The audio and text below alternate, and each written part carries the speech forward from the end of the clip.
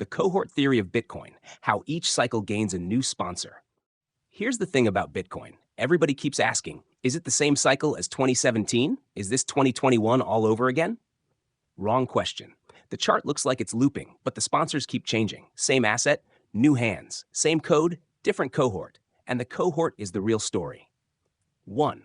The quiet tell, when weekends went silent. Let's start with the market's most understated shift. In earlier cycles, weekends were chaos. Big moves, wild candles, retail traders clicking buy and sell between beers and Netflix. Now, weekends are quiet, sideways, drifting, or easing down.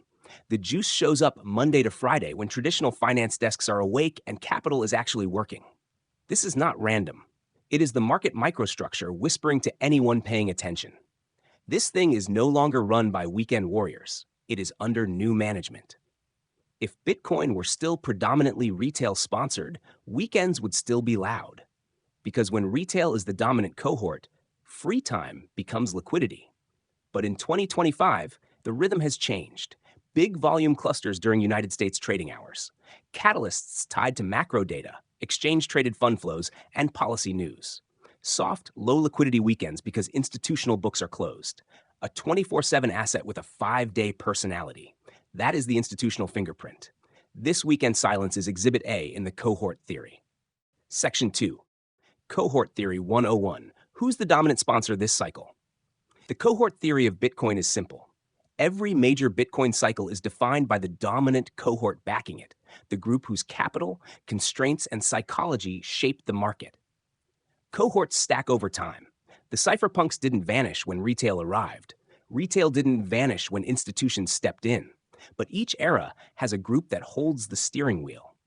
If the crypto ecosystem or the traditional finance crowd wants to understand volatility regimes, liquidity patterns, regulatory tone, price behavior, the smarter question is not, what is Bitcoin?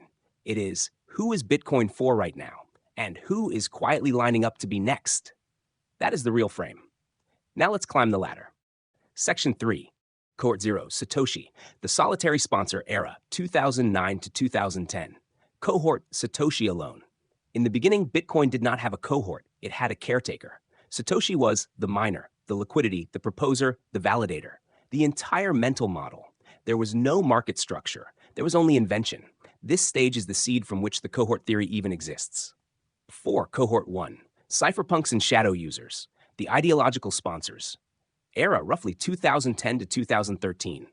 Cohort, cypherpunks, coders, dark web participants, crypto anarchists. This is Bitcoin's mythic era, the ideological crucible. This cohort cared about censorship resistance, privacy, sovereignty, breaking monetary choke points, no weekends versus weekdays, no macro correlation, no exchange-traded funds. Just a small group of deeply technical, deeply motivated individuals testing a rebellion. They gave Bitcoin its values, its identity, its North Star. Every subsequent cohort rents that identity whether they admit it or not. Section 5.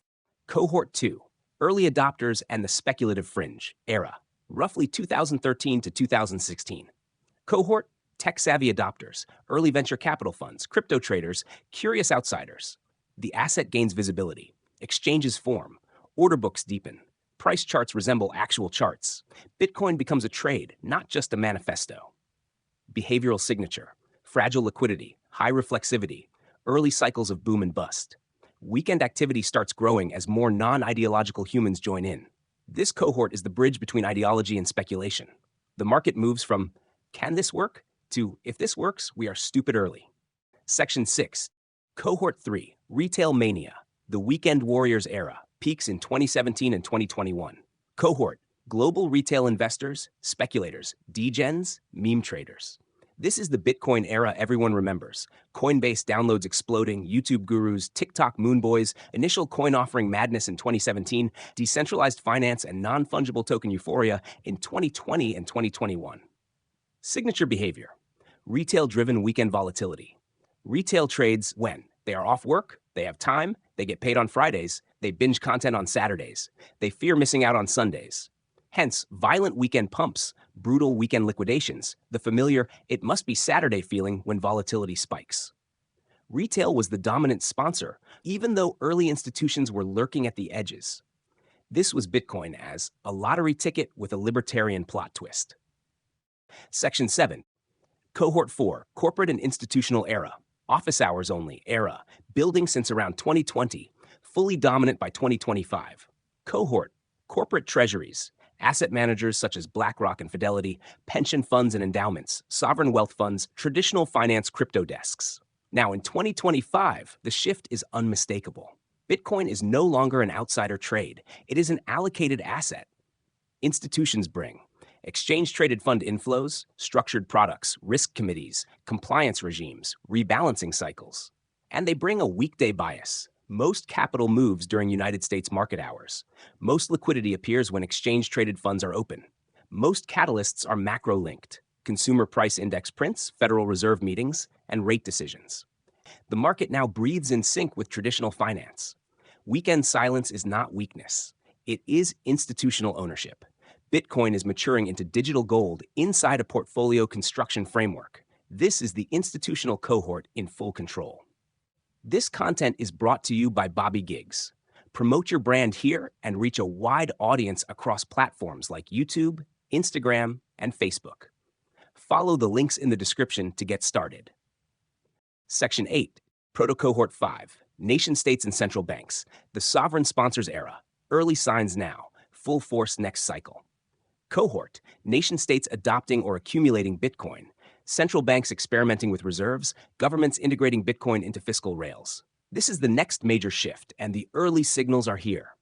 Countries legalizing or accumulating Bitcoin. Central banks exploring Bitcoin as a reserve diversifier.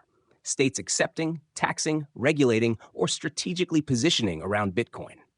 Treasury departments writing playbooks instead of dismissals. When this cohort becomes dominant, Bitcoin stops being, is it digital gold, and becomes, how do sovereigns hedge each other in a multipolar world with a neutral reserve asset? This is the phase where Bitcoin becomes sovereign-grade collateral. Same protocol, totally different geopolitical role. Section 9. The ladder, from ghosts to governments. Zoomed out, the ascent looks like this. 1. Satoshi, the solitary inventor. 2. Cypherpunks, the ideological guardians. 3.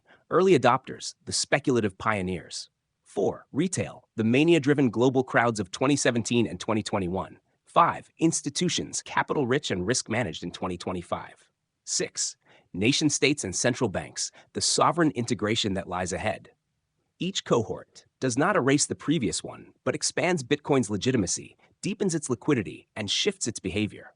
Cypherpunks made it workable. Early adopters made it visible. Retail made it undeniable. Institutions made it respectable. Sovereigns will make it irreversible. 10. Why this matters? Cohorts explain the behavior.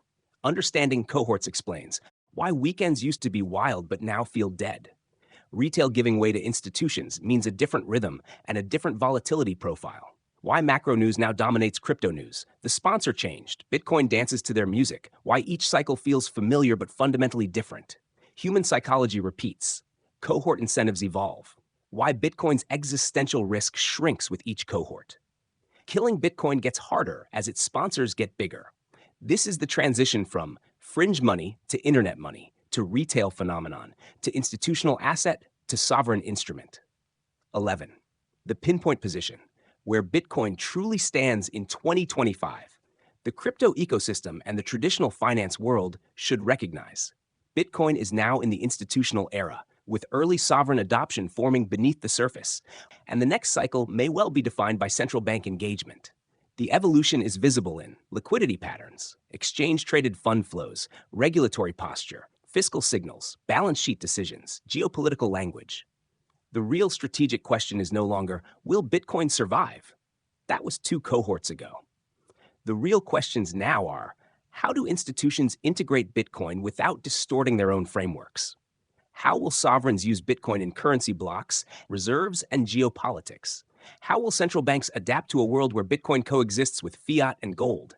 And which actors are positioning one cohort ahead of the rest? Because that is the metagame of adoption cycles. Cypherpunks front-ran retail. Retail front-ran institutions.